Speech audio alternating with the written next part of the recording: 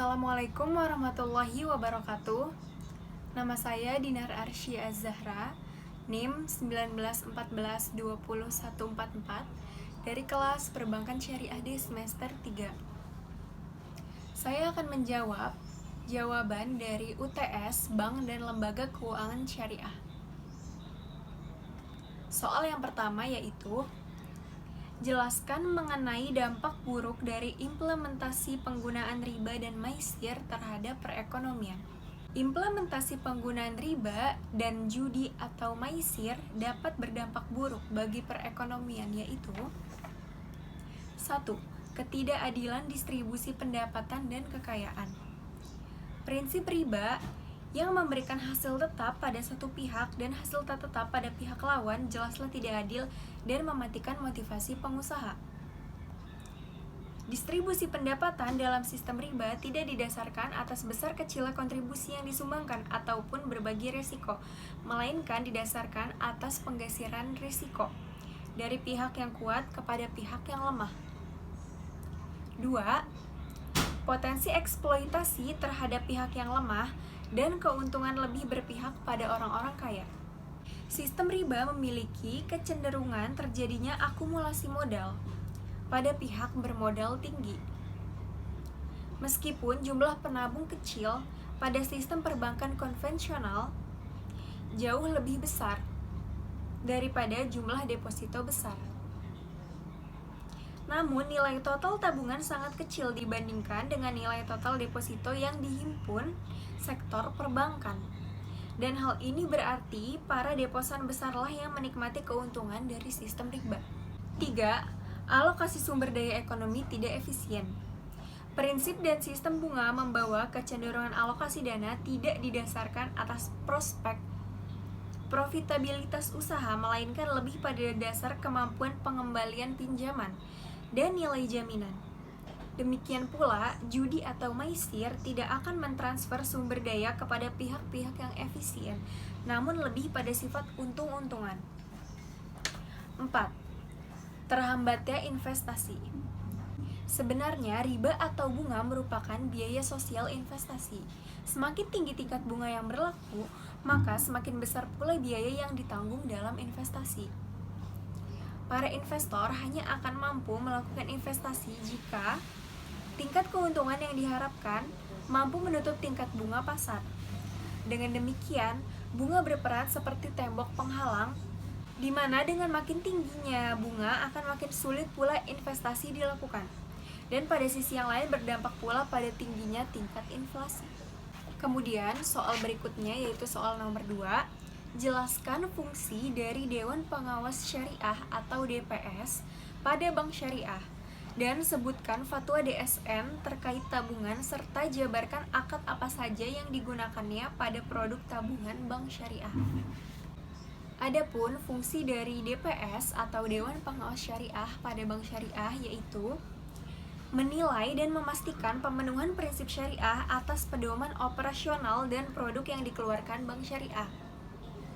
Sebagai pengawas dalam proses pengembangan produk baru bank, meminta fatwa kepada Dewan Syariah Nasional atau DSN untuk produk baru bank yang belum ada fatwanya, serta memberikan nasihat dan saran kepada direksi agar kegiatan perbankan sesuai dengan prinsip syariah.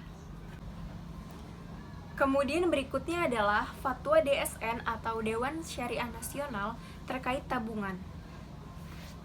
Adapun fatwa-fatwanya adalah sebagai berikut. Pertama, tabungan ada 2 jenis. 1. Tabungan yang tidak dibenarkan secara syariah, yaitu tabungan yang berdasarkan perhitungan bunga. 2. Tabungan yang dibenarkan, yaitu tabungan yang berdasarkan prinsip mudharabah dan wadiah. Kedua, ketentuan umum tabungan berdasarkan mudharabah.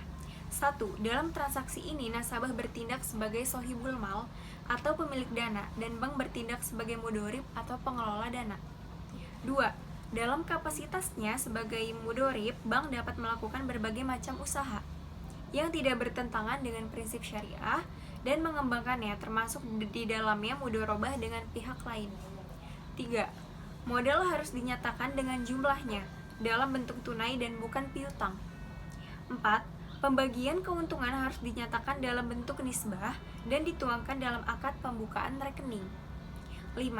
Bank sebagai mudhorib menutup biaya operasional tabungan dengan menggunakan nisbah, keuntungan yang menjadi haknya. 6. Bank tidak diperkenankan mengurangi nisbah keuntungan nasabah tanpa persetujuan yang bersangkutan. Ketiga, ketentuan umum tabungan berdasarkan wadiah. 1. Bersifat simpanan. 2. Simpanan bisa diambil kapan saja atau on call atau berdasarkan kesepakatan. 3. Tidak ada imbalan yang diisyaratkan kecuali dalam bentuk pemberian atau ataya yang bersifat sukarela dari pihak bank. Selanjutnya adalah akad-akad apa saja yang digunakan pada produk tabungan bank syariah. Akad-akadnya yaitu ada akad mudharabah dan akad wadiah. Akad mudharabah yakni perjanjian kerjasama antar nasabah dengan bank, di mana pihak nasabah menyediakan modal, kemudian bank yang mengelola. Jika usahanya membawa hasil, maka nanti akan dibagi berdasarkan kontrak yang telah disepakati di awal. Kemudian akad wadiah yaitu akadnya berbentuk titipan. Jadi nasabah menitipkan atau menyimpan uangnya di bank dan uang tersebut bisa diambil sewaktu-waktu sesuai kehendak nasabah. Kemudian soal berikutnya, soal nomor 3, jelaskan mengenai kendala pengembangan Baitul Mal wa Tamwil atau BMT. Beberapa kendala pengembangan BMT yaitu kurangnya sumber daya manusia yang profesional, produk-produk yang ada di BMT kurang inovatif, produk-produk BMT juga banyak yang belum memadai kebutuhan-kebutuhan yang terjadi di masyarakat, terutama masyarakat kelas menengah ke bawah, serta kurang memaksimalkan fasilitas teknologi informasi. Hal-hal tersebutlah yang menyebabkan pengembangan BMT serta pertumbuhannya mengalami kendala. Kemudian soal berikutnya, soal nomor 4, sebutkan perbedaan antara asuransi konvensional dan asuransi syariah. Adapun perbedaan antara asuransi syariah dengan asuransi konvensional yaitu 1. Dalam asuransi syariah ada dewan pengawas syariah, sedangkan dalam asuransi konvensional tidak ada dewan pengawas syariah. 2. Dalam asuransi syariah akadnya yaitu tolong menolong, sedangkan asuransi konvensional akadnya jual beli. 3. Investasi dana dalam asuransi syariah yaitu berdasarkan syariah dengan sistem bagi hasil, sedangkan investasi dana dalam asuransi konvensional berdasarkan bunga. 4. Kepemilikan dana dalam asuransi syariah yaitu dana yang terkumpul dari nasabah merupakan milik peserta. Perusahaan hanya sebagai pemegang amanah untuk mengelola. Sedangkan kepemilikan dana dalam asuransi konvensional yaitu dana yang terkumpul dari nasabah menjadi milik perusahaan. Perusahaan bebas menentukan investasinya. 5. Pembayaran klaim dalam asuransi syariah yaitu dari rekening tabaru seluruh peserta. Sejak awal sudah diikhlaskan oleh peserta untuk keperluan tolong menolong bila terjadi musibah. Sementara pembayaran klaim dalam asuransi konvensional yaitu dari rekening dana perusahaan. 6. Keuntungan atau profit dalam asuransi syariah dibagi antara perusahaan dengan peserta sesuai prinsip bagi hasil atau mudharabah. Sedangkan keuntungan dalam asuransi konvensional seluruhnya menjadi milik perusahaan. Terima kasih. Kurang dan lebihnya mohon maaf. Wassalamualaikum warahmatullahi wabarakatuh.